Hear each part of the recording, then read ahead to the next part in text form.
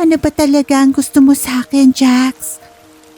Kung galit ka, saktan mo na lang ako. Huwag mo na akong pahirapan ng ganito. Jax didn't hesitate. Sa halip na sumagot, tinawid niya ang distansya. Hinawakan niya ang pisngi ni Leah. Hindi para saktan, kundi para punasan ng luha. At bago pa makaiwas si Leah, naramdaman na niya ang init ng hininga nito. Sinalubong ni Jax ang labi ni Leah. Ang halik ay hindi marahas. Ito ay nanginginig. Parang takot na mabasag ang moment. Lasang ulan. Lasang luha. Pero higit sa lahat, it feels home. 8 years ago. Malakas ang buhos ng ulan. Halos hindi na makita ang kalsada sa subdivision ng Santa Monica dahil sa kapal ng tubig na bumabagsak mula sa madilim na langit. Pero para sa dalawang batang nagtatago sa ilalim ng waiting shed, hindi ang ulan ang problema. Aalis ka ba talaga? Ang boses ni Jax Villarreal ay basag. Siya ang iyakin sa kanilang dalawa, habang si Lyra ay laging may galos sa tuhod dahil sa pakikipag-away sa mga bully na umaapi kay Jax. Si Jax naman ay laging nakakapit sa laylayan ng damit ni Leah. Siya ang laging tinutukso na lampa at mama's boy. Si Lyra, Leah Mendoza, na payat at laging may sugat sa siko, ay nakayuko. Hawak niya ang isang lumang laruan. Isang toy bow and arrow na gawa sa plastic na binili sa palengke. Ito ang paborito nilang laro. Sila si Robin Hood at Maid Marian. Sila si Legolas at Toriel. Kailangan, Jax. Sabi ni Papa, kailangan naming tumakas. Sino nang magtatanggol sa akin? Sino nang susuntok kay Berto pag inaway ako? Paano kung saktan nila ako? Kaya mo yan, Jax. Malaki ka na. Pagbalik ko, dapat matapang ka na. Dapat ikaw naman ang magtatanggol sa akin. Promise, magpapalakas ako para pagbalik mo, ako naman ang bahala sa'yo. Hinawakan ni Jax ang kamay ni Leah. Mahigpit. Pagbalik mo, dapat magaling ka na pumana. Kasi paglaki natin, sabay tayong magiging champion, di ba? Yun ang promise natin. Oo, sabay tayong magiging champion.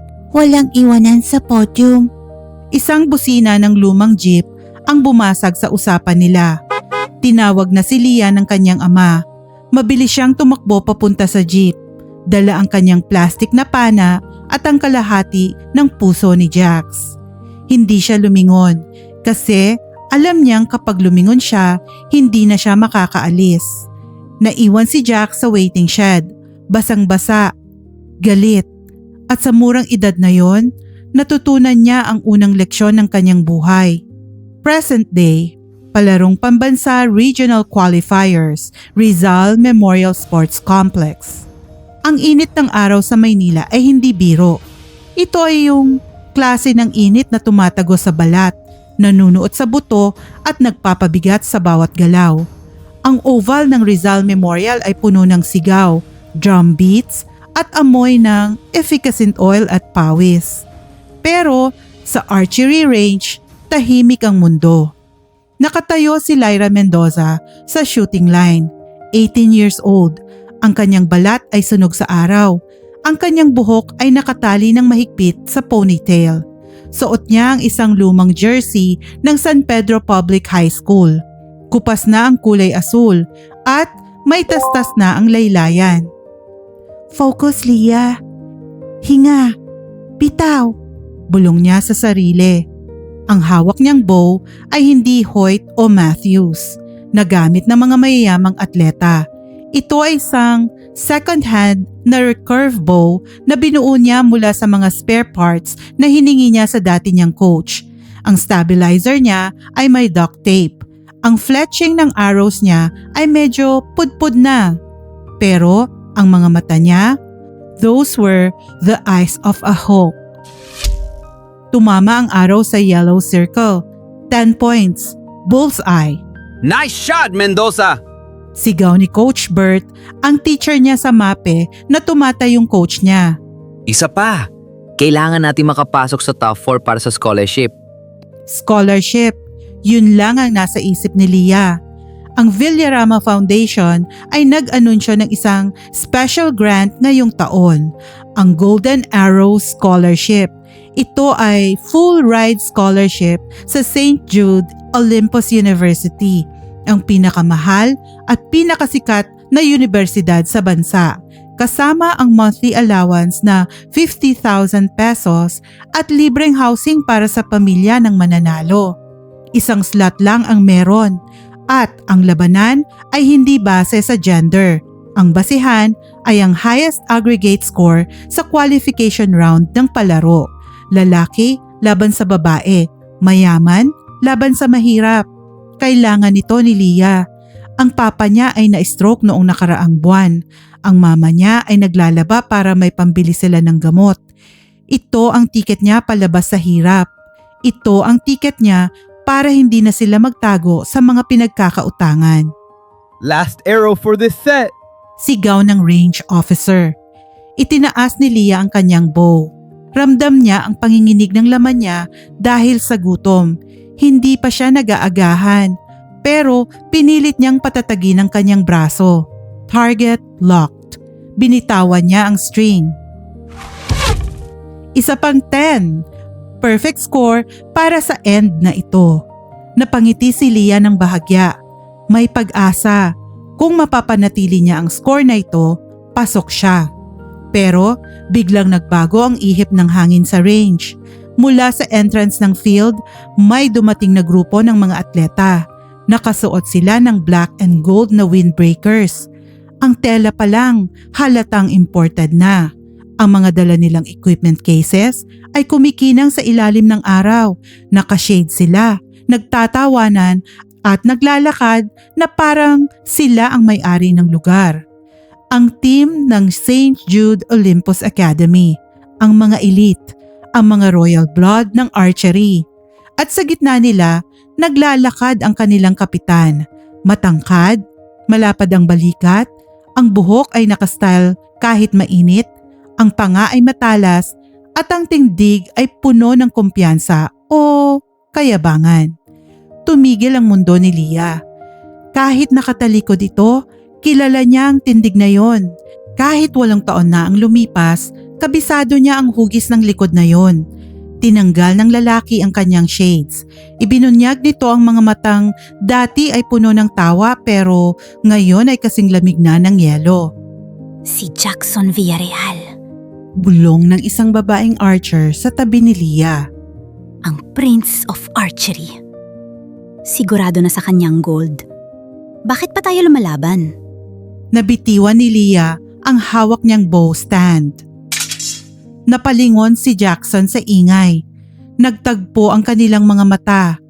Sa gitna ng daan-daang atleta, sa gitna ng init at ingay, parang silang dalawa lang ang naandon. Inasahan ni Leah nang ngingiti ito. Inasahan niyang makikita ang Jax na kalaro niya sa ulan. Ang Jax na iyakin. Ang Jax na best friend niya. Pero ang nakita niya ay isang estranghero. Tinignan siya ni Jackson mula ulo hanggang paa. Tinignan nito ang luma niyang sapatos, ang kupas niyang jersey at ang bow niyang may duct tape. Tapos tumingin ito sa mata niya. Walang gulat, walang tuwa. Isang malamig na smirk lang ang binigay nito bago tumalikod at naglakad papunta sa tent ng mga VIP. Parang sinaksak si Leah sa dibdib. Mas masakit pa kaysa sa gutom. Mas masakit pa kaysa sa palto sa daliri niya. Ang best friend niya, ang first love niya, ay isa na ngayong halimaw na tingin sa kanya ay basura. Nasa loob ng air-conditioned tent si Jax. Ito ang pribilehiyo ng pagiging number 1 seed at anak ng isa sa mga major sponsors ng event. May sarili siyang cooler ng Gatorade. May sariling therapist na minamasahe ang braso niya. At may nakapaligid na mga teammates na taga-abot ng tubig. Grabe, Jax. Ang init sa labas. Reklamo ni Gab ang teammate niya. Buti na lang reserve na sa'yo yung spot sa finals. Formality na lang tong qualifiers. Hindi sumagot si Jax. Nakatingin lang siya sa monitor kung saan naka-flash ang mga current scores. Rank 1, Jackson Villarreal, 345 points. Rank 2, Lyra Mendoza, 342 points. Mendoza. Mahigpit ang hawak ni Jax sa kanyang mamahaling carbon riser. Muntik na niyang madurog ang grip. Akala niya ay handa na siya. Ilang taon niyang pinaghandaan ang araw na makikita niya ulit ito. Ilang gabi niyang pinag-isipan kung anong sasabihin niya. Hello, kamusta? Bakit mo ako iniwan? Pero noong makita niya ito kanina, payat, sunog sa araw, mukhang pagod na pagod pero matalim pa rin ang tingin na wala ang lahat ng script niya. Ang natira lang ay ang galit.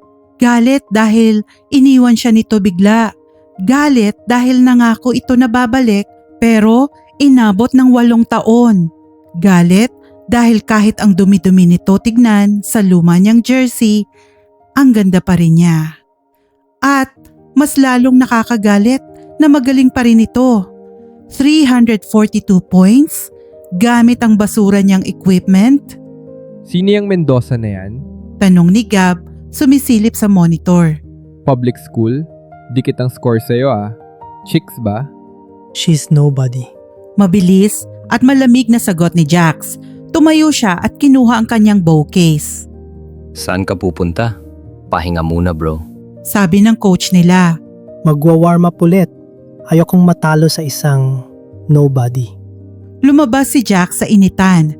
Sinuot niya ulit ang shades niya para itago ang emosyon sa mata niya. Naglakad siya papunta sa practice range. At doon, nakita niya ulit si Leah. Mag-isa sa isang sulok, kinakain ng isang balot ng biskwit habang inaayos ang string ng bow niya.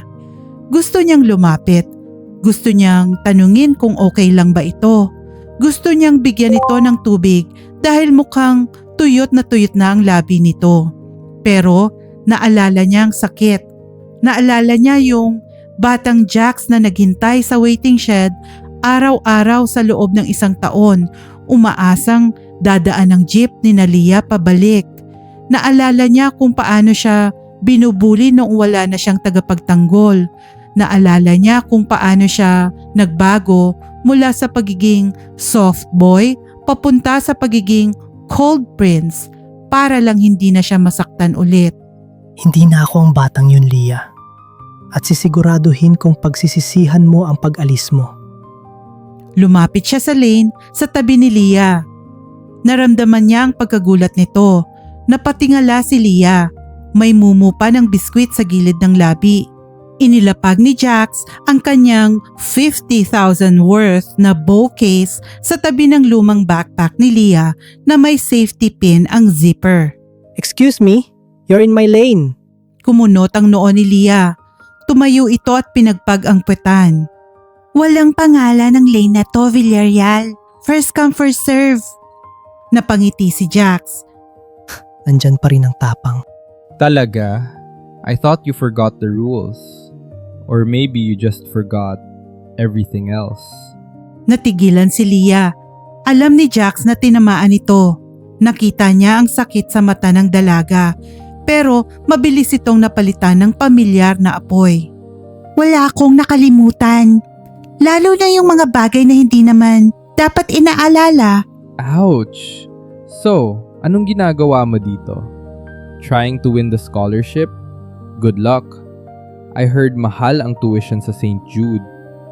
Baka pangkain niyo lang yung allowance. Isang low blow.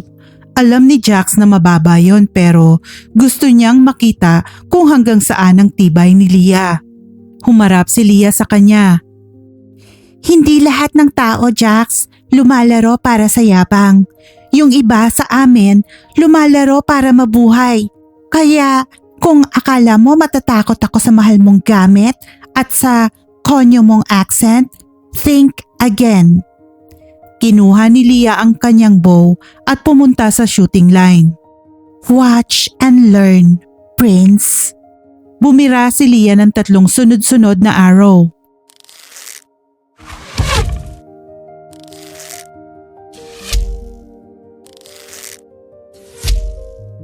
X, 10, 10. Perpekto. Humarap siya kay Jax, taas noo. Your turn. Napangiti si Jax sa loob-loob niya. There she is. My rival. Pumwesto si Jax, itinaas ang bow. Ramdam niya ang init ng tingin ni Leah sa kanya. Ito ang gusto niya. Ito ang competition. Tignan natin. Let the games begin, Lyra. Sa araw na yon, sa ilalim ng matinding sikat ng araw sa Rizal Memorial, nagsimula ang gera. Hindi lang ito labanan para sa gold medal. Hindi lang ito labanan para sa scholarship. Ito ay labanan ng 2 pusong napagod magmahal at ngayon ay handa ng manakit. Ang target, gold medal, ay nagsimula na. At sa archery, isa lang ang pwedeng tumama sa gitna. Ang isa ay dapat magparaya. Tapos na ang qualification round. Ang hangin ay amoy alikabok at pagod. Nakatayo ang lahat ng atleta sa harap ng malaking bulletin board kung saan nakapaskil ang official ranking. Ang bulungan ay parang bubuyog. Grabe! 3 puntos lang ang lamang. Sino ba yung Mendoza? Ayan ko lang narinig pangalan yan. Sayang, akala ko sweep ni Villarreal. Nakatayo si Lyra sa likod ng crowd. Kahit pagod na pagod, pinilit niyang sumilip. Nanlaki ang mata niya nang makita ang resulta. Rank 1, Villarreal Jackson, St. Jude, 680 points. Rank 2, Mendoza Lyra, San Pedro High, 677 points. Rank 3, Go Gabriel, St. Jude, 660 points. 3 puntos. Maliit na puntos lang ang lamang ni Jax sa kanya. Napahawak si Leah sa dibdib niya. Kaya kong habulin yan sa match play. Impressive. Isang boses ang bumulong sa likod niya. Boses na nagpatayo ng balahibo sa batok niya. Humarap si Leah. Nasa likod niya si Jackson. Naka-cross arms. Suot ang fresh na Nike dry fit shirt habang siya ay pawisan pa rin sa luma niyang jersey. 3 points. Not bad for someone using a bow that looks like it survived World War II. Hindi pa na ang tumama sa target, Villarreal. Yung tumitira. At sa nakita ko kanina, mukhang kinabahan ka sa last set mo. Nawala ang ngisi ni Jax. Sapol. Alam ni Leah na naramdaman niya ang slight hesitation ni Jax kanina noong nalaman nitong dikit ang score nila. Lumapit si Jax ng kaunti. Masyadong malapit. Amoy na naman ni Leah ang mamahaling pabango nito na humahalo sa amoy ng pawis. Isang amoy na nakakalasing at nakakainis. Kaba? Leah, I was just warming up. Sa Baguio, sisiguraduhin kung lalayo ang agwat natin. You'll be choking on my dust. Bago pa makasagot si Leah, tumating ang head coach ng national team, si Coach Ramil. Pumalakpak ito para makuha ang atensyon ng top 8 qualifiers. Listen up! Congratulations sa top 8! Bukas na bukas din, akit tayo ng Baguio para sa high altitude training camp. Doon gaganapin ang final selection para sa scholarship. Naghiyawan ang mga atleta. Pero si Leah namutla. Baguio? Wala siyang budget para sa Baguio. Ang allowance niya ay sakto lang para sa pamasahe sa jeep pauwi ng Cavite. Wala siyang jacket na matino. Wala siyang pambili ng pagkain sa labas. Coach, sagot po ba ng foundation ang lahat?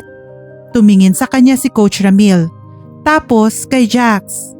Ang accommodation at training venue, sagot namin. Pero ang pagkain at personal expenses, KKB muna hanggang sa ma-release ang budget next month.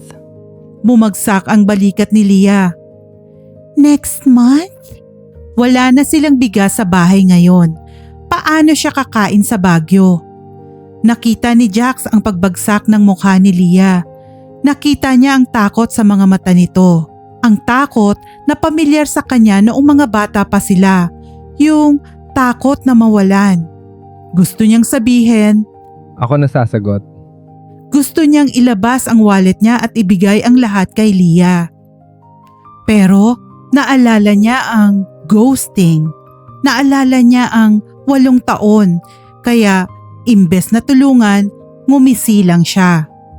What's wrong, Mendoza? Walang budget? Pwede ka namang mag-withdraw. Wait. You quit, diba? Baka gusto mong mag-quit na lang ulit na yun para di ka na mahirapan. Tumingin si Leah kay Jax. Ang sakit. Sobrang sakit na galing pa sa kanya ang salitang yun. Hinding-hindi na ako aalis, Jax. Kahit damo lang ang kainin ko sa Baguio, tatalunin kita. Baguio City, the High Altitude Training Center, 8 p.m. Malamig, sobrang lamig. Ang training center ay nasa tuktok ng bundok, malayo sa city proper. Ang fog ay makapal at halos wala kang makita sa labas. Dahil sa renovation ng main dorms, ang top 4 archers na sina Jax, Leah, Gab at isang babaeng archer na si Ina ay inilagay sa VIP villa. Isang lumang American-style house na may fireplace, malaking kitchen at 4 na kwarto. Pagpasok ni Leah sa villa, namangha siya. Carpeted ang sahig, may heater, may malaking TV. Para siyang nasa hotel, pero mabilis niyang na-realize ang problema. Okay, ganito ang room assignments. Sabi ng caretaker. 2 kwarto sa taas, 2 sa baba. Si Sir Jackson at Ma'am Liva, sa taas kayo. Room A and Room B. Share kayo sa bathroom sa hallway. Nanlaki ang mata ni Leah. Po, bathroom sharing? Sa lalaki? Maarte ka pa, Mendoza. Sumabat si Jax, nakakapasok lang, hila ang kanyang malaking maleta. Huwag kang mag-alala. May lock ang pinto. At hindi ako interesado sa'yo. Umakyat si Jax sa hagdan. Binabangga ang balikat ni Leah ng sadya. Napabuntong hininga si Leah. This is going to be hell. Pagpasok niya sa kwarto niya, gusto niyang umiyak. Malambot ang kama. May view ng pine trees. Pero kumukulo ang tiyan niya. Ang dala lang niyang pagkain ay isang pack ng Skyflakes at 2 lata ng sardinas. Lumabas siya para kumuha ng mainit na tubig sa kitchen. Naabutan niya si Jax sa dining area. Nakaupo ito, naka-hoodie at kumakain ng steak. Isang malaki, juicy, medium rare steak na in-order pa yata sa room service o dinala ng personal chef niya. Ang amoy ng butter at garlic ay pumuno sa buong bahay. Napahinto si Leah. Tumingin siya sa hawak niyang Skyflakes. Tumingin siya sa steak ni Jax. Hindi tumingin si Jax sa kanya, pero nagsalita ito. I can feel you drooling, Lyra Mendoza. Che, Irap ni Leah, dumiretso sa water dispenser. Alam mo, may extra pa dito. Sayang naman kung itatapon ko. Ayoko ng leftovers. Natigilan si Leah. Gutom na siya. Ang pride niya ay nagsasabing, wag mong tanggapin. pero ang tiyan niya ay nagsasabing, Tanggapin mo, Gaga. Hindi ako aso na kakain ng tira mo. binaba ni Jax ang tinidor. Tumingin siya kay Leah. Seryoso. Bakit ka ba nagmamatigas? Bakit hindi mo nalang aminin na kailangan mo ng tulong? Katulad nun, bakit kailangan mong suluhin lahat? Dahil wala na tayo sa noon, Jax. Wala na yung batang Leah na laging nagtatanggol sa'yo. At wala na yung Jax na lampa. Kaya wag kang umate na parang kilala mo pa ako. Tumayo si Jax. Ang tangkad niya. Ang anino niya ay tumakip kay Leah. Oo, wala na yung Jax na iyakin. Wala na yung Jax na kailangan kang magtanggol sa kanya. Pinatay mo ang batang yun nung iniwan mo siya sa ere. Leah felt trapped. Not physically but emotionally. Ang lapit ng mukha ni Jax. Nakikita niya ang galit pero sa ilalim nito, nakikita niya ang sakit na dulot ng pag-alis niya. Kailangan ko yung gawin. Bakit? Dahil mahirap kayo? Dahil baon kayo sa utang? Dahil nahihiya ka sa akin? Nanigas si Leah. Paano mo nalaman? Ngumisi si Jax ng mapakla. I have resources, Leah. I looked for you. For years. Nalaman ko lahat. Na nagtago kayo sa probinsya, na nagkasakit ang papa mo, na kaya ka andito ngayon ay para sa pera. Naramdaman ni Leah na hinubaran siya ng dignidad. Alam na pala nito lahat. Alam na nitong mahirap na ang pamilya niya ngayon. So ano? Pagtawanan mo na ako? Sige, ipamukha mo sa akin na mayaman ka at mahirap lang ako. Yan naman ang gusto mo, di ba? Hindi yan ang gusto ko. Eh ano? Gusto kong matuto ka. Gusto kong maramdaman mo ang pakiramdam ng maiwan sa ere. Gusto kong matalo ka sa laro na tinuro ko sa'yo. Huminga ng malalim si Jax at tumatras. Bumalik ang cool, arrogant prince persona niya. Let's make this interesting. Masyadong boring kung basta scholarship lang ang labanan. Alam naman nating mananalo ako. Ang yabang mo. Gawin nating sugal. A total aggregate score bet. Pagkatapos ng national camp, kung sino ang may pinakamataas na score sa final selection shoot-off. Anong premyo? Kapag nanalo ka, babayaran ko ang lahat ng utang ng pamilya mo, including the interest, at bibigyan pa kita ng capital para sa negosyo. Malaya na kayo, hindi mo na kailangan ng scholarship. Ibibigay ko sa'yo ang buhay na gusto mo. Nalaglag ang panga ni Leah. Lahat ng utang? Halos 2 million pesos yon. Isang himala. At kapag nanalo ka? Tanong ni Leah, halos hindi makahinga. Lumapit ulit si Jax. He leaned down and whispered in her ear. Kapag nanalo ako, you belong to me for 1 month. Kumunot ang noo ni Leah. Anong belong to you? Baliw ka ba? Hindi ako pokpok. Not like that, assuming. I mean, you become my personal assistant, my slave. You carry my bow, you fetch my water, you clean my arrows, you do whatever I say inside the training center. Ipapafeel ko sa'yo kung paano maging alalay ko para matuto kang rumespeto. Tinitigan siya ni Leah. Alalay? Slave? Napakababa ng tingin nito sa kanya. Gusto niyang sampalin si Jax. Pero naisip niya ang papa niya. Naisip niya ang 2 million pesos. Isang buwan lang nakahihiyan kapalit ng kalayaan ng pamilya niya. Tinaas ni Leah ang baba niya. Ang pride ng isang Mendoza ay hindi basta-basta nawawala. Deal. Pero siguraduhin mong handa ka ng maglabas ng tseke, Villarreal. Dahil hindi ako magpapatalo. Good. Shake on it. Hinawakan ni Leah ang kamay ni Jax. Mainit, magaspang dahil sa calluses ng archery. Sa sandaling nagdikit ang palad nila, parang may kuryenteng dumaloy. Hindi ito handshake ng magkaibigan. Ito ay deklarasyon ng gera. Binitawan agad ni Leah ang kamay niya. Matutulog na ako. Tumalikod si Leah at mabilis na umakyat sa hagdan. Naiwan si Jax sa kitchen. Nawala ang ngisi sa labi niya. Tumingin siya sa kamay niyang hinawakan ni Leah. Damn it, bakit ang bilis pa rin ng tibok ng puso ko? Tinignan niya ang steak na lumamig na. Nawala na siya ng gana. Kinuha niya ang plato at tinapon ang laman sa basurahan. The following day, archery range, 6 a.m. Ang hamog ay makapal pa rin, ang damo ay basa. Si Leah ang unang dumating sa range. Gusto niyang mag-practice bago dumating ang iba. Kailangan niyang sanayin ang katawan niya sa lamig. Ang muscles niya ay naninigas. Nag-stretch siya, arm rotations, shoulder shrugs. Kinuha niya ang bow niya, humarap sa target, 70 meters. Ang layo. Bumira siya. 7 ring, mababa. Masyadong mataas ang bow shoulder mo. Your form is sloppy.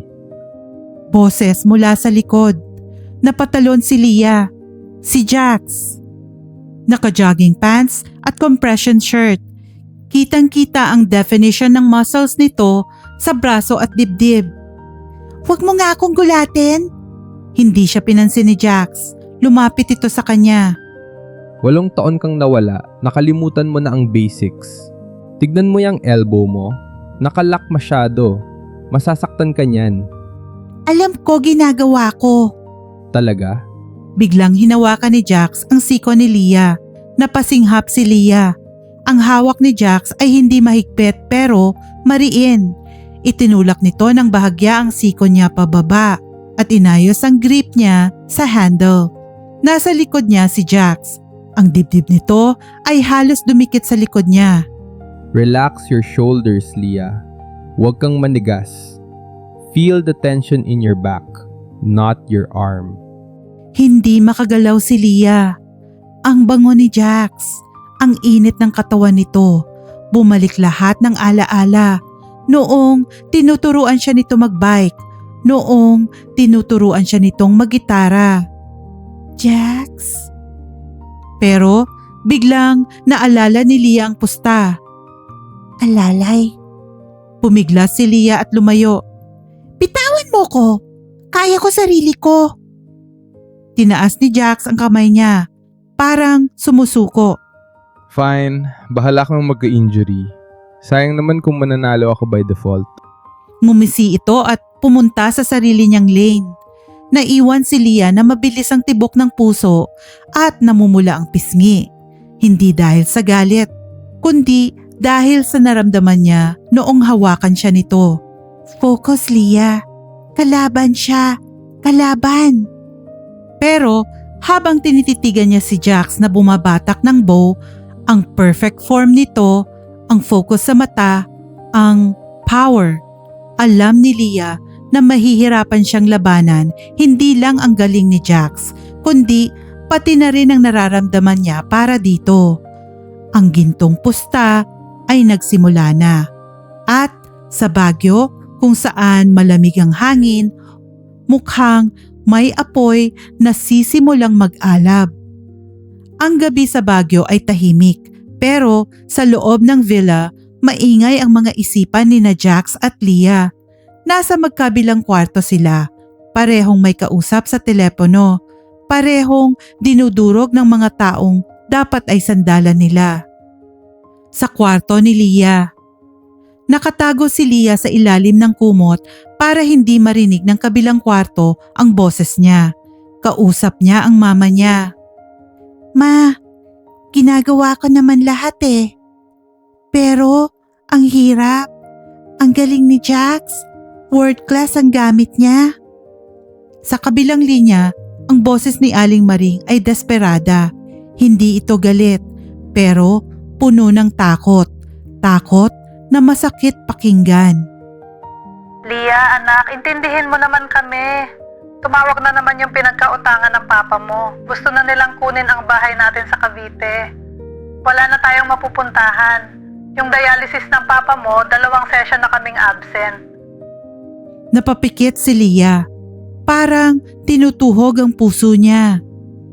Leah, wag kang maawa kay Jackson. Mayaman na sila Villarreal. Barya lang sa kanila ang scholarship na yan. Sa atin buhay yan. Kalimutan mo muna na kaibigan mo siya. Sa archery range, wala kang kaibigan. Kalaban mo siya. Tandaan mo yung ginawa nila sa atin nung naghirap tayo. Hindi man lang tayo tinulungan ng daddy niya. Ma, Manalo ka, Lia, kahit anong mangyari. Huwag kang uuwi ng luhaan. Dahil kung matatalo ka, wala na tayong uuwi ang bahay.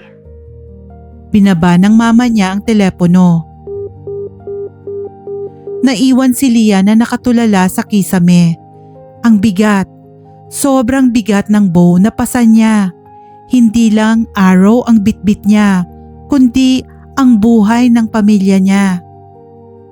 Sa kwarto ni Jax. Sa kabilang pader, hindi umiiyak si Jax, pero ang kamao niya ay namumuti sa higpit ng hawak sa cellphone. Kausap niya si Don Augusto Villarreal via video call. Nasa opisina ito sa Makati, nakasuit at mukhang galit.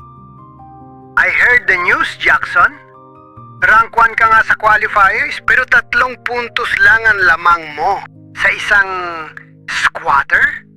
She's not a squatter, Dad. She's Leah. I don't care about her name. Ang alam ko lang, she abandoned you. And now she's back to humiliate us? Ang Villarreal Foundation ang sponsor ng event na yan. Imagine the shame kung matatalo ka sa isang pipitsuging archer na gumagamit ng basurang gamit. Ano na lang sasabihin ng mga investors ko? Dad, I'm trying. Don't try. Win. Destroy her, Jackson. Crush her spirit. Ipakita mo sa kanya kung saan siya lulugar. If you lose this scholarship, don't bother coming back to the mansion. I will cut off your trust fund. I will cut off your inheritance. You will be nothing. Dad, she was my friend. Friends don't leave you when you're down. She left you because she thought you were weak. Prove her wrong.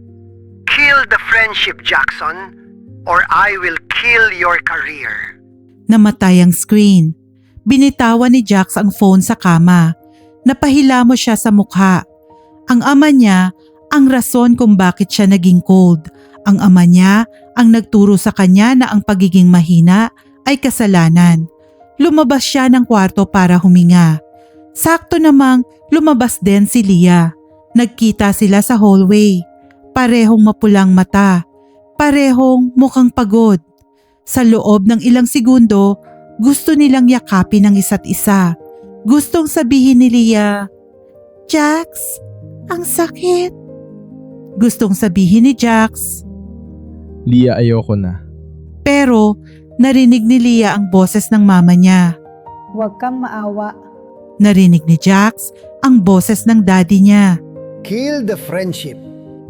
Kaya imbes na yakap, tingin na matalim ang ibinigay nila sa isa't isa. "Harang sa daan," malamig na sabi ni Leah, binangga ang balikat ni Jax. Tabi. Ganti ni Jax, hindi gumagalaw. Nagkatinginan sila. Isang staring contest na puno ng sakit at galit. Good luck bukas. Dahil hindi ako magtitira ng kahit ano para sa'yo. Hindi ko kailangan ng tira mo. Kukunin ko ang lahat. Baguio Archery Range, Day 10, the semifinals, simulation. Ang training ay naging war zone. Si Coach Ramil ay lalong naging strikto. Walang uuwi hanggat hindi kayo nakaka 300 arrows a day. Walang pahinga. Ang init ng ulo ng lahat ay nasa sukdulan. Si Gab at Ina, ang ibang mga competitors ay tahimik na lang dahil natatakot sila sa tensyon sa pagitan ni na Jax at Leah. Sa shooting line, magkatabi sina Jax at Leah. Si Jax ay parang makina.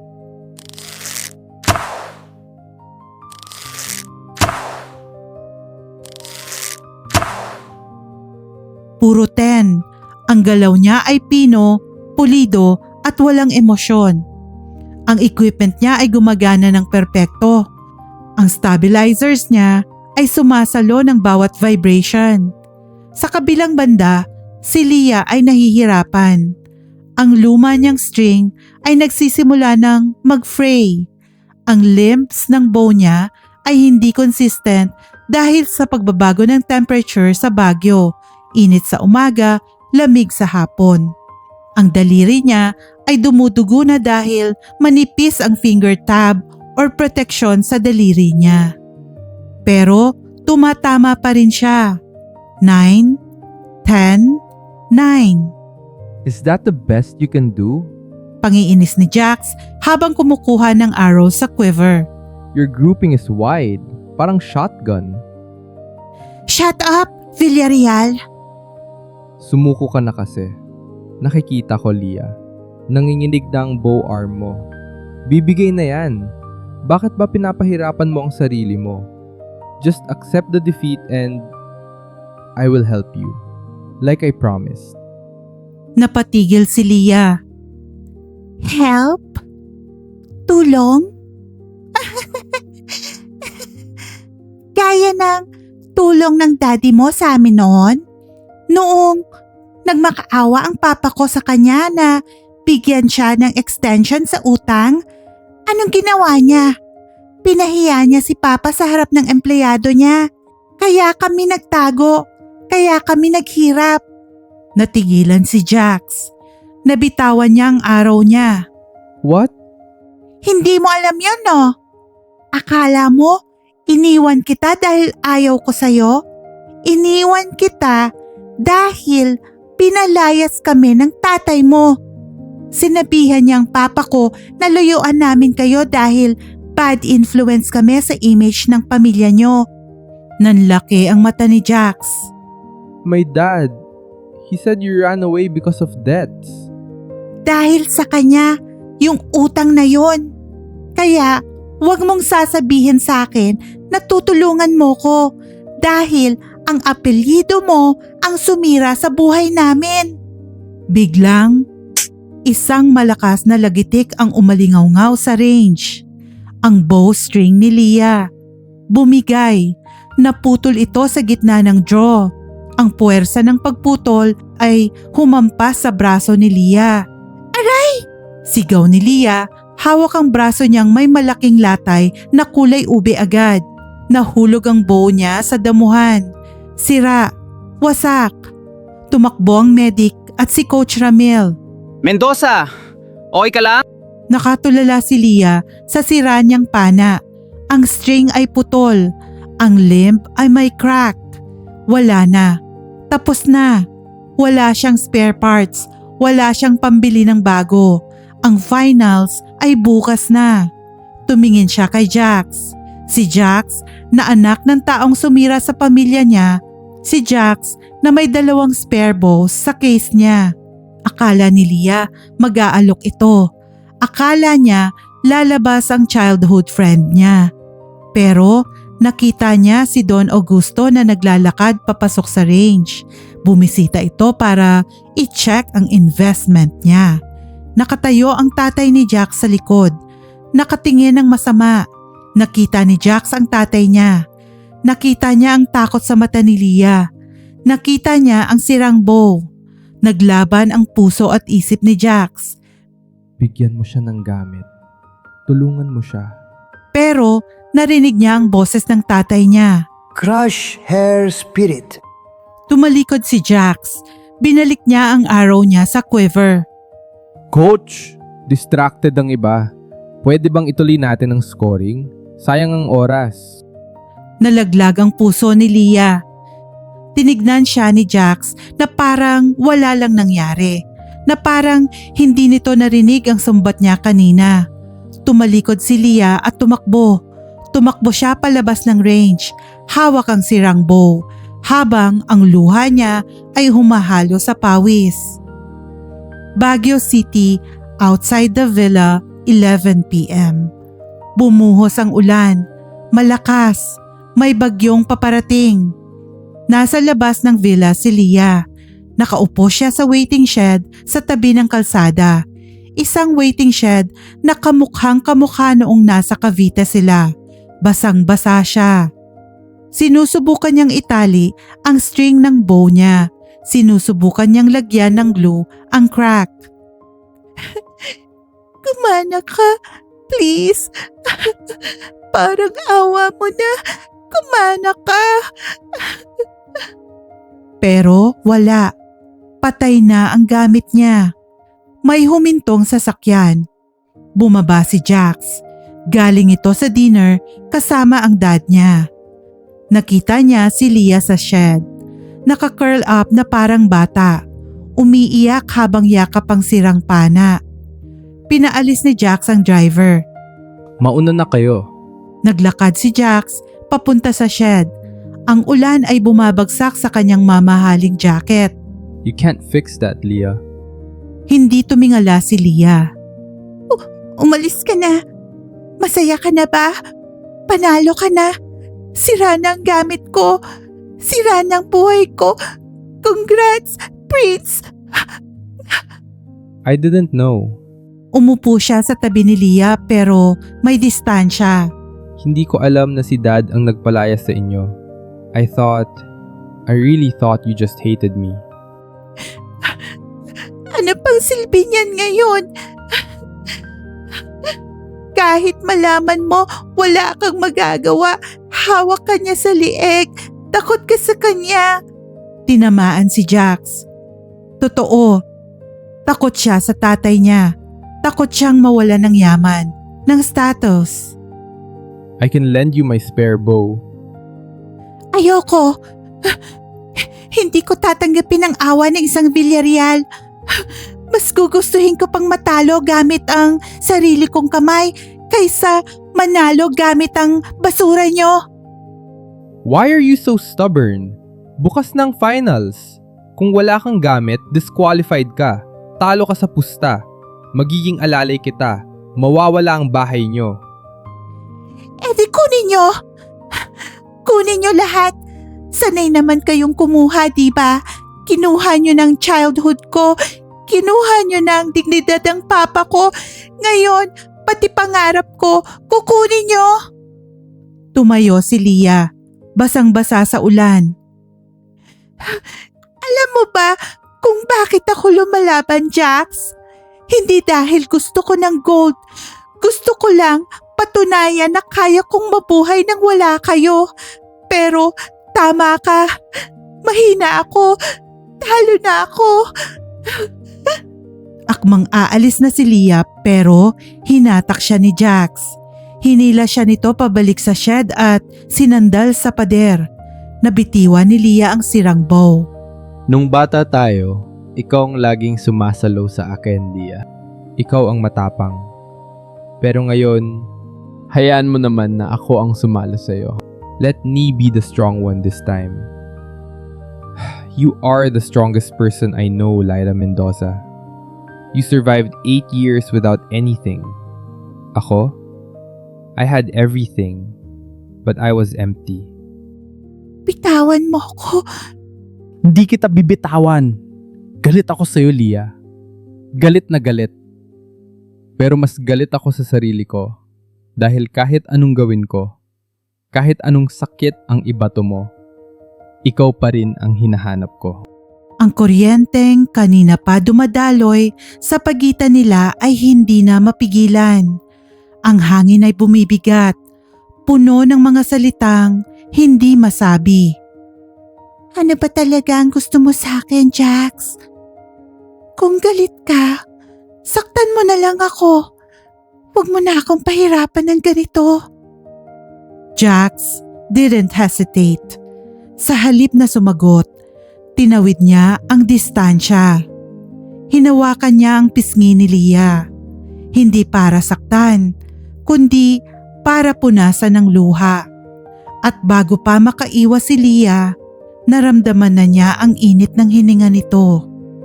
Sinalubong ni Jax ang labi ni Leah. Ang halik ay hindi marahas. Ito ay nanginginig. Parang takot na mabasag ang moment. Lasang ulan. Lasang luha. Pero higit sa lahat, it feels home. Ito ang sagot sa 8 taong tanong kung bakit hindi nila makalimutan ang isa't isa. Jax kissed her like she was a fragile secret he wanted to keep. Leah kissed him back like he was the only gravity keeping her on the ground. Dahan-dahang hinawakan ni Jax ang bewang ni Leah. Hinihila ito palapit para mawala ang space sa pagitan nila. Napakapit naman si Leah sa basang buhok ni Jax. Ang mga daliri niya ay mahigpit. Tila takot na baka panaginip lang ito na maglaho kapag bumitiw siya. Sa ilalim ng ulan, sa gitna ng dilim, ang puso nilang matagal nang natutulog ay sabay na nagising. For a moment, walang parents, walang utang, walang gold medal. Silang dalawa lang. Pero biglang tumunog ang phone ni Jax. Ringtone, Dad calling. Dad calling. Natigil sila. Humiwalay si Jax. Hinihingal. Humiwalay si Leah. Gulat at natatakot sa ginawa nila. Tinignan ni Jax ang phone. Ang pangalan ni Don Augusto ay parang babala ng kamatayan. Tumingin siya kay Leah. Nakita niya ang takot sa mata nito. Jax? Pinatay ni Jax ang tawag. Pero nandoon na ang lamat. Bumalik ang realidad. Go inside, Leah. Sabi ni Jax, tumalikod at lumayo. Ang boses niya ay bumalik sa pagiging yelo. Bukas ng finals. Kalimutan mo nang nangyari to. Jax, teka! Forget it! Dahil bukas, tatalunin pa rin kita. Naiwan si Leah sa shed. Basang-basa. Sa paanan niya, ang sirang bow. Sa puso niya, ang sirang pag-asa. Ang conflict ay umabot na sa sukdulan. Sira ang gamit ni Leah. Sira ang tiwala sa pagitan ng pamilya. Pero ang puso nila, mukhang yon ang pinakawasak sa lahat. Baguio Villa, 4 a.m. Finals Day. Gising na si Leah bago pa tumilaok ang manok. Hindi siya nakatulog. Ang mga mata niya ay mugto. Ang katawan ay mabigat. Nakaupo siya sa sahig ng kwarto. Nakatulala sa kanyang broken bow. Ang limb or ang pakpak ng pana ay may malaking crack. Hindi ito pwedeng gamitin. Kapag pinilit niyang hatakin ito, pwedeng sumabog ang fiberglass sa mukha niya at mabulag siya. Wala na. Tapos na ang laban. Nai-imagine na niya ang mangyayari. Didiretso siya sa range. Magsasabi kay Coach Ramil na DNF or did not finish siya dahil sa equipment failure.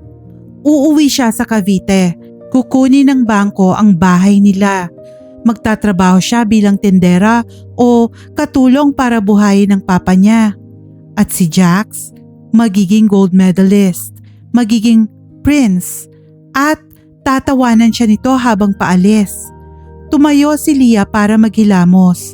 Ang tubig sa gripo ay kasing lamig ng yelo. Pagbukas niya ng pinto ng kwarto para pumunta sa banyo, may nasipa siya. Isang itim na hard case ang nasa tapat ng pinto niya. Walang pangalan, walang lock. Kumabog ang dibdib ni Leah. Alam niya kung kanino galing ito. Lumuhod siya at binuksan ang case. Sa loob, hindi ito bagong bow. Hindi ito ang Hoyt na gamit ni Jax. Ito ay ang kanyang lumang riser, handle, ang kulay asul na handle na puro gasgas na. Pero ang nakakabit dito ay hindi na ang luma niyang limbs. Nakakabit dito ay isang pares ng Matthews Velos limbs. Ang pinakamahal at pinakamagandang klase ng limbs sa market. Carbon fiber, matte black, worth 40,000 isang pares. May kasamang note na nakaipit sa string. Sulat kamay ni Jax. Ang sulat ay magulo. Parang nagmamadali o nanginginig ang kamay noong sinulat. Mendoza, spare limbs ko to. Hindi ko ginagamit dahil masyadong malambot para sa akin. Isinukat ko sa handle mo habang tulog ka. Don't ask how I picked your lock. Madali lang. Fit naman. Huwag kang maginarte. Hindi ito regalo. Upahan ito. Kapag nanalo ka, ibawas mo na lang sa premyo mo ang rental fee. Kapag natalo ka, Well, alam mo na ang deal. See you at the line, Jay. Napapigil ng hininga si Leah. Hinawakan niya ang bow. Ang bigat ay tama. Ang balanse ay perpekto. Inayos ni Jax ang tiller at alignment. Nagpuyat ito para i-tune ang gamit niya. Bakit? Bakit siya tutulungan ng taong kalaban niya? Bakit siya bibigyan ng sandata ng taong gustong manalo?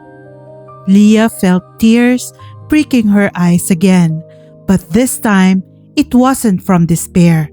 It was from hope. Sira ulo ka talaga, Villarreal. Sabi mo, gusto mo kong durugin. Pero, binibigyan mo ko ng pakpak para lumipad. Tumayo si Leah. Nawala ang pagod. Nawala ang takot. May utang na loob siya kay Jax. At ang tanging paraan para bayaran yun ay ang gawin ang hinihiling nito. Ang labanan siya ng patas. Baguio Athletic Bowl, 8 a.m. Ang final selection ay hindi ordinaryong laro. Naandoon ang media. Naandoon ang mga representatives ng St. Jude Olympus University. At higit sa lahat, naandon si Don Augusto Villarreal. Nakaupo sa VIP tent. Suot ang kanyang expensive suit at dark glasses. Ang hangin sa Baguio ay manipis. Mahirap huminga. Archers to the line! Sigaw ng director of shooting.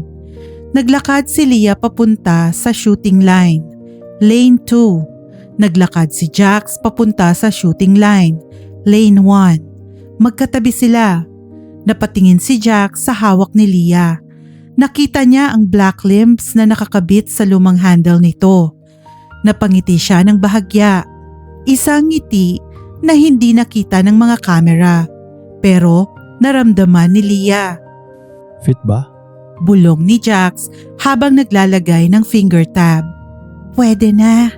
Medyo mabigat ng 2 pounds pero kaya ko. Good.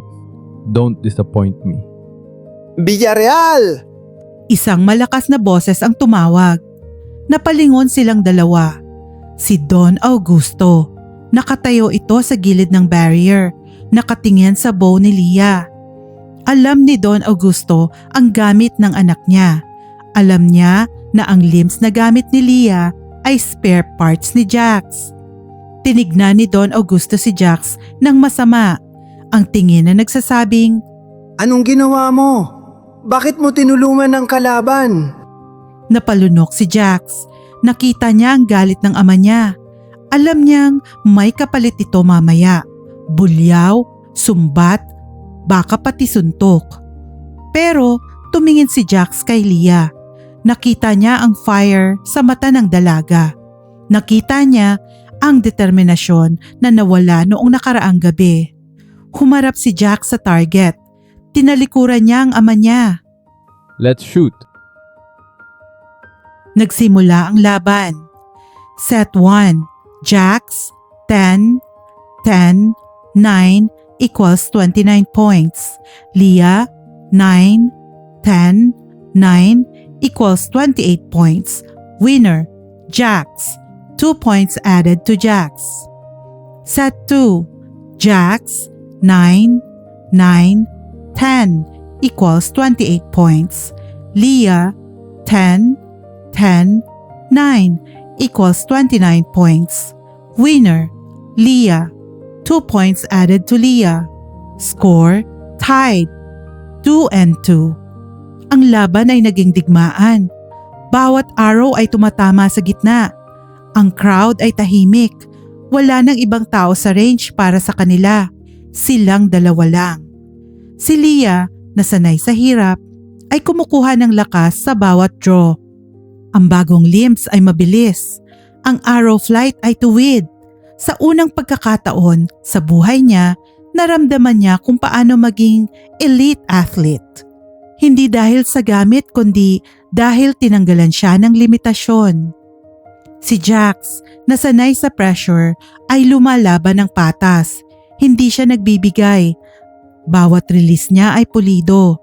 Gusto niyang manalo si Leah pero Gusto niyang manalo ito dahil magaling ito, hindi dahil nagpatalo siya. Set 3. Tie. 3 and 3. Set 4.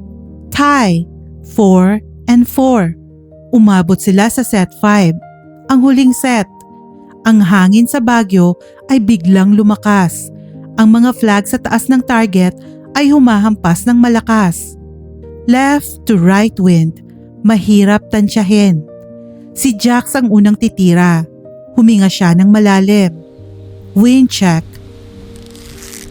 Binitawan niya. 9. Nadala ng hangin.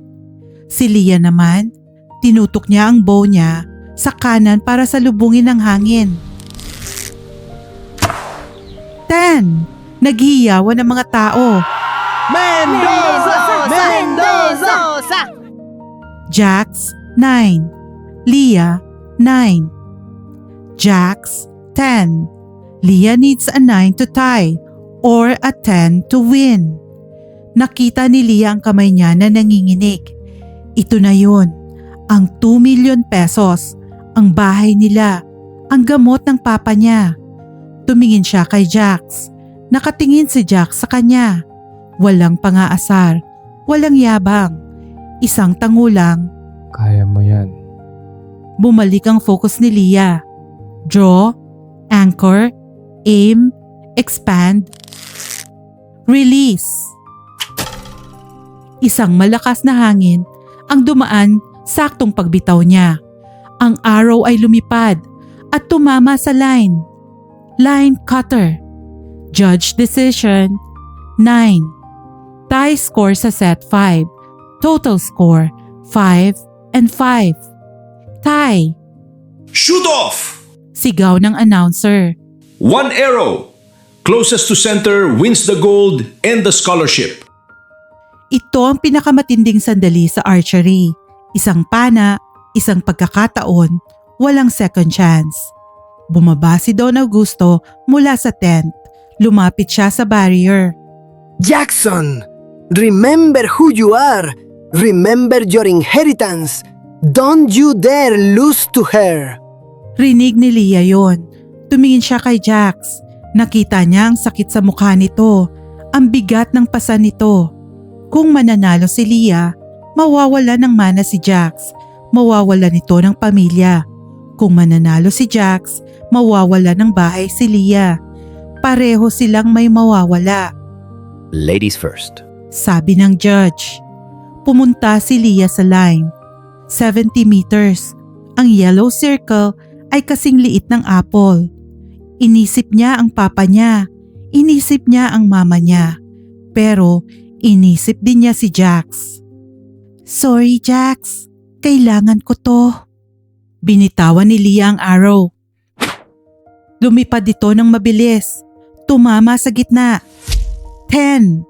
Inner 10. Halos perfect shot. Nagpalakpakan ng mga tao. Mahirap talunin yun.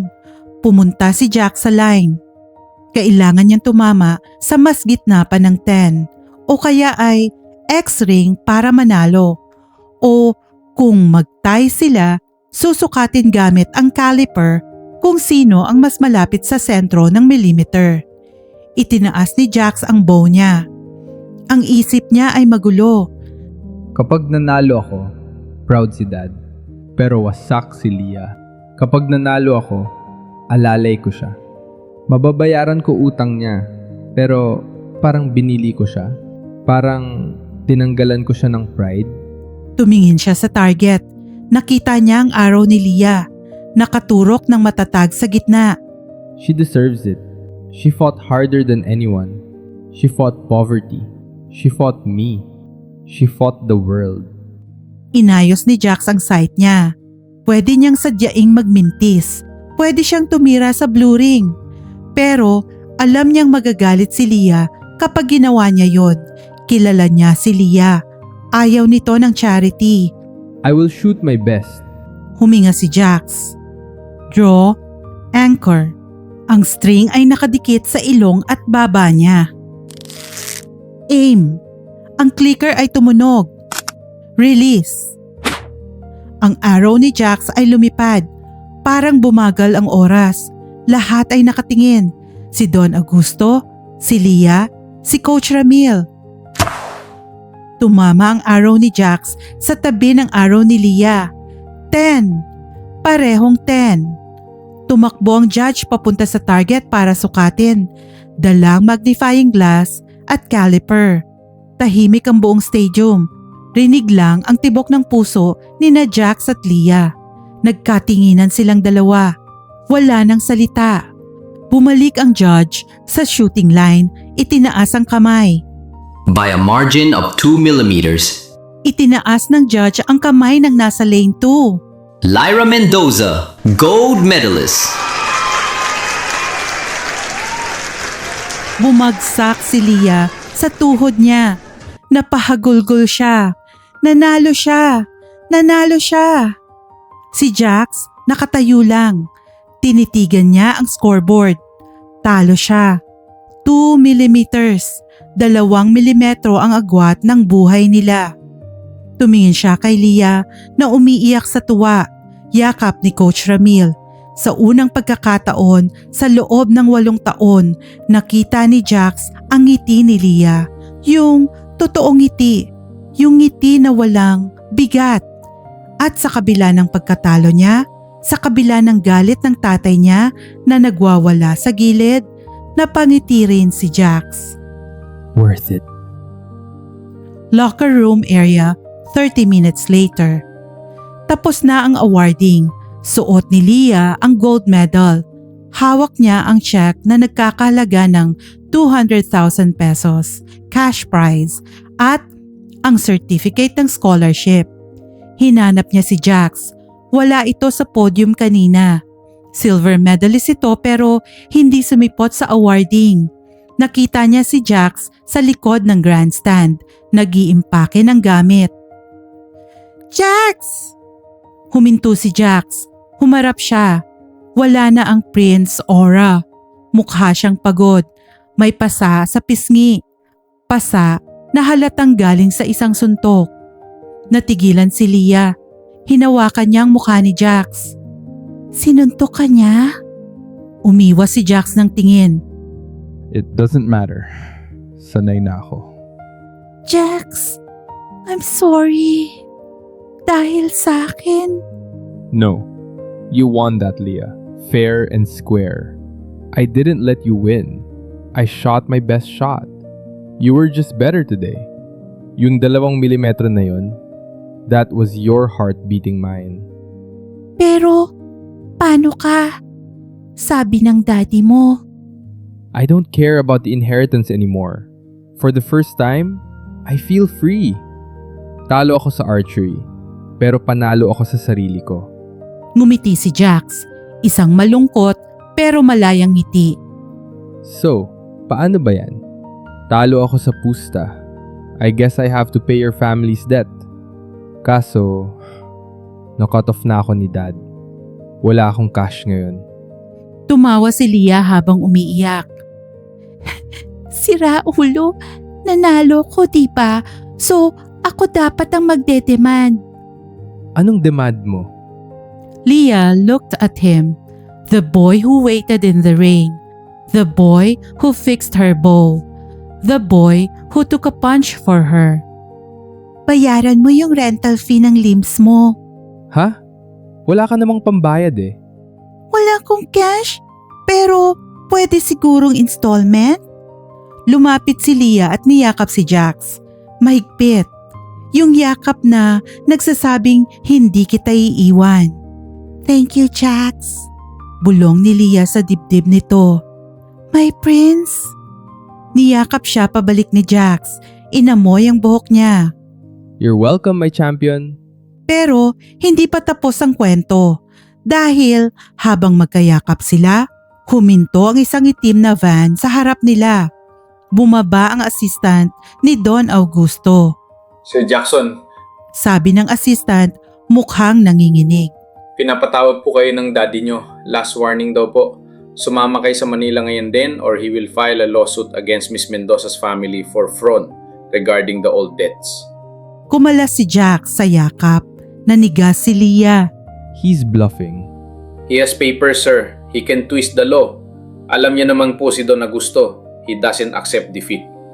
Tinignan ni Jack si Leah. Kakapanalo lang nito. Kakakuha lang nito ng pag-asa. At ngayon, gusto na naman itong durugin ng tatay niya. No, not this time. Hinarap ni Jax ang assistant. Tell him to file it. Tell him to do his worst. Hinawakan ni Jax ang kamay ni Leah. Dahil simula ngayon, hindi na ako Villarreal lang. I am Jackson, partner of the gold medalist. And we will fight back. Baguio Athletic Ball, parking lot, the confrontation. Mainit ang tensyon sa parking lot. Humarang si Jack sa pagitan ni Leah at ng assistant ng daddy niya. Ang assistant, si Mr. Cruz, ay hawak ang folder na naglalaman ng kasong isinampa laban sa pamilya ni Leah. Fraud? Explain to me, Mr. Cruz, how is surviving poverty considered fraud? Sir Jackson, your father claims that the loan extension documents from 8 years ago were falsified. Pwede namin ipakulong ang parents ni Miss Mendoza. Unless What? Unless isuko ko ang gold medal? Unless umalis ako sa St. Jude? Yun ba ang gusto niya? Exactly! Isang baritonong boses ang sumagot mula sa loob ng tinted na SUV. Bumukas ang pinto. Bumaba si Don Augusto Villarreal. Kahit matanda na, nakakatakot pa rin ang aura nito. Ito ang mukha ng kapangyarihan na dumurog sa pamilya ni Leah noon. Leave the scholarship, Mendoza. Go back to where you belong. And I will forget the debt. I will drop the case. Napatingin si Leah kay Jax. Ang scholarship, ang ticket niya para gumaling ang papa niya. Pero kung makukulong naman sila, Don't do it, Leah. humarap si Jax sa ama niya. Ito na ang pagkakataon. Buong buhay niya, sunod-sunuran siya. Buong buhay niya, takot siyang mawalan ng mana. Pero nakita niya si Leah, ang babaeng lumaban sa gutom, sa ulan at sa kanya para lang makatayo sa podium. Hinubad ni Jax ang suot niyang relo. Isang Patek Philippe na nagkakahalaga ng higit 3 milyong piso. Regalo ng daddy niya noong 18th birthday niya. You want payment, Dad? Inihagis ni Jax ang relo sa paanan ni Don Augusto. Nanlaki ang mata ng lahat. Jackson! Are you insane? That watch is worth more than their debt. Consider it paid. The interest? Kunin mo sa trust fund ko. I don't care. You ungrateful brat! Sinalag ni Jax ang kamay ng ama niya. Sa unang pagkakataon, hindi siya umiwas. Hinawakan niya ang pulso nito ng mahigpit. No more. You will not hurt me anymore. And you will never touch her. Binitiwan ni Jax ang kamay ng ama. Humarap siya kay Mr. Cruz at sa mga reporters na nagsisimula ng mag-usyoso sa di kalayuan. Go ahead, Dad. File the case. But remember, Leah is the national gold medalist now. She is the darling of the press. If you sue her family, I will call a press conference myself. Namutla si Don Augusto. What will you say? Sasabihin ko lahat. Sasabihin ko kung paano mo binubuli ang mga scholars. Kung paano mo ginagamit ang foundation para sa tax evasion. At kung paano mo sinisira ang buhay ng mga atleta na ayaw sumunod sa'yo. I know where the skeletons are buried, Dad. Do you really want to go to war with me? Katahimikan. Alam ni Don Augusto na seryoso ang anak niya. Isang salita lang ni Jack sa media, babagsak ang stock market ng kumpanya nila. Ang image ang pinaka-iniingatan ng mga Villarreal. Bumuntong hininga si Don Augusto. Talo. Inayos niya ang coat niya. Fine. Keep the girl. Keep the scholarship. But don't expect to come home, Jackson. You are disowned. Cut off. Wala kang makukuha kahit 5 duling sa akin. Sumakay si Don Augusto sa kotse. Let's go, Cruz. Umalis ang SUV. Naiwan ang alikabok. Nakahinga ng maluwag si Leah. Parang nabunutan siya ng semento sa dibdib. Tumingin siya kay Jax. Si Jax Villarreal, ang prinsipe ng archery, ay nakatayo sa parking lot. Walang kotse, walang relo, walang mana. Jax, wala ka ng pera. Wala ka ng bahay. Tumingin si Jax sa kanya at ngumiti. Isang ngiti na abot hanggang mata. Wala na. Pero hawak ko naman ang gold ko.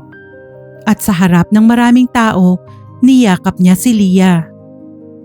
Manila, 2 weeks later. Hindi naging madali ang transition. Si Jax, na sanay sa aircon at steak, ay nakaranas matulog sa sofa ng maliit na inuupahang apartment ni Leah malapit sa St. Jude University. Ang Golden Arrow Scholarship ay may kasamang housing allowance kaya nakakuha si Leah ng dissenting 1-bedroom unit. Nasa sala si Jax, nagbibilang ng barya.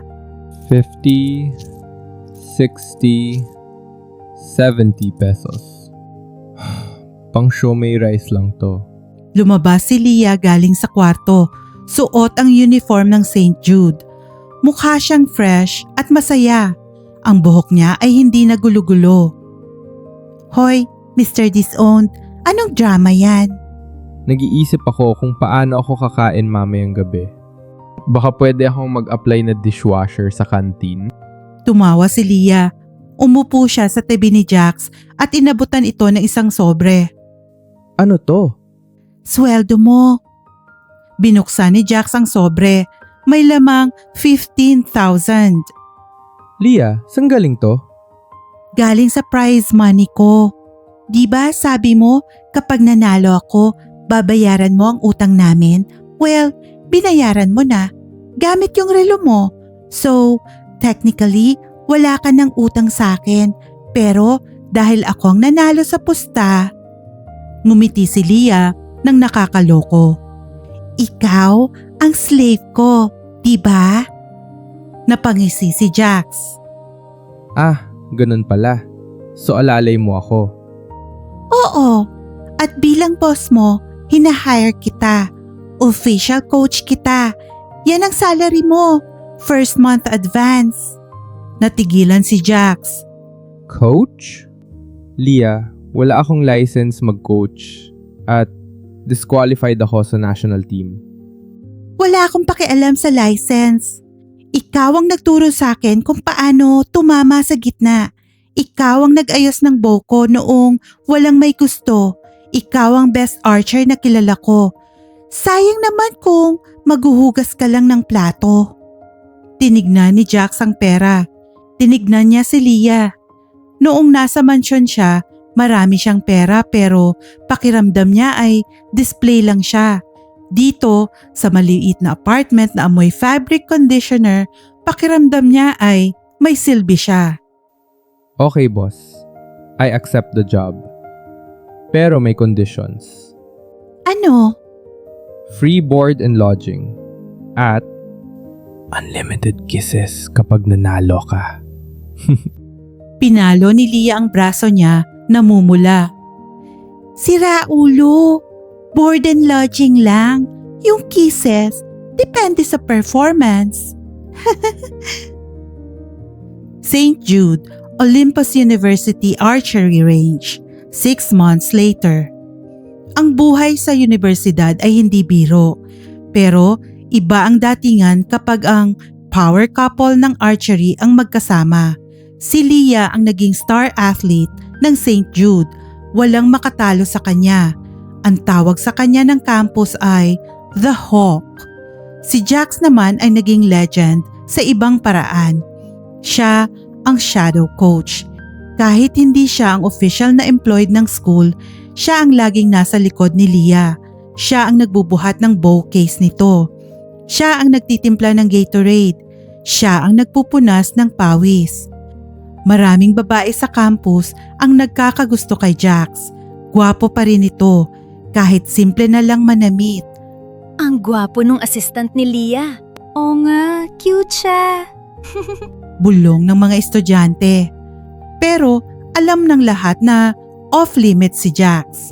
Isang hapon, habang nagpa-practice si Leah para sa UAAP season, napansin niyang tulala si Jax sa isang bagong dating na Matthews bow sa rack.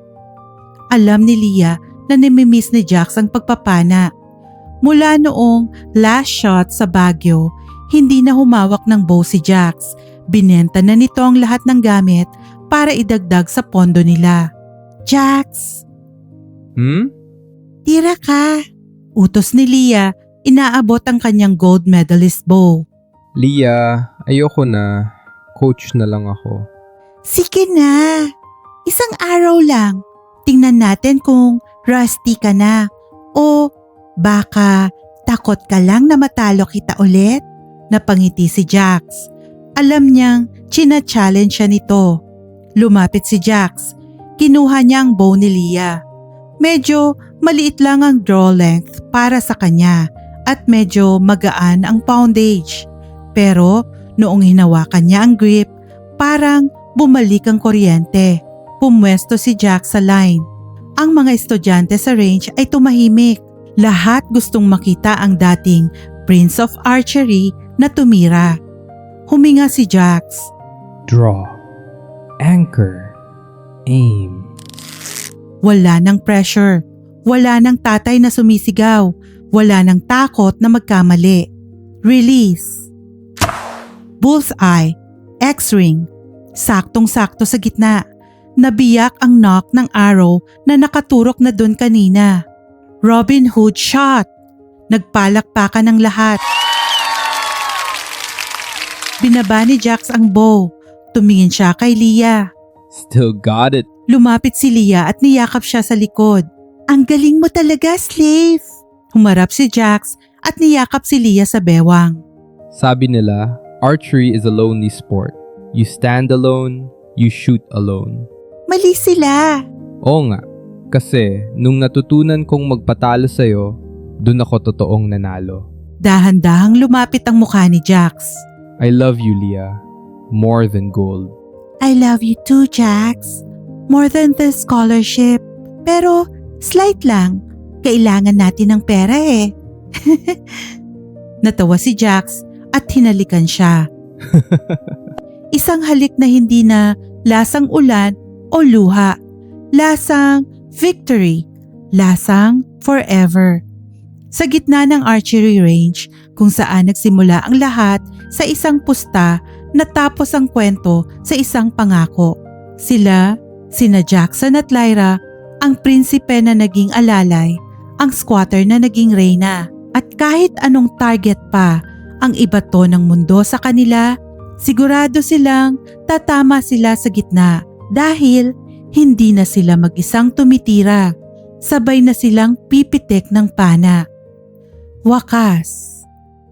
At dyan po nagtatapos ang isa na namang napakagandang kwentong hango sa tunay na buhay dito sa Kwentong Pag-ibig True Stories Channel. Maraming salamat sa inyong walang sawang suporta. Konting lambing po lamang sana, kabayan. Paki-like naman po ang video na ito and please subscribe to our channel para mas marami pa kaming magawang kakilig-kilig at kaabang-abang na mga kwentong pag-ibig, true stories. At after nyong mag-like and subscribe, comment down below kung anong pangalan nyo at saan ang location mo para mabigyan ko naman kayo ng shoutout. Or isend nyo ang name at location ng taong gusto nyong special mention kung gusto nyong i-dedicate sa kanya ang susunod na kwentong pag-ibig na gagawin namin. Thank you again and see you on the next video.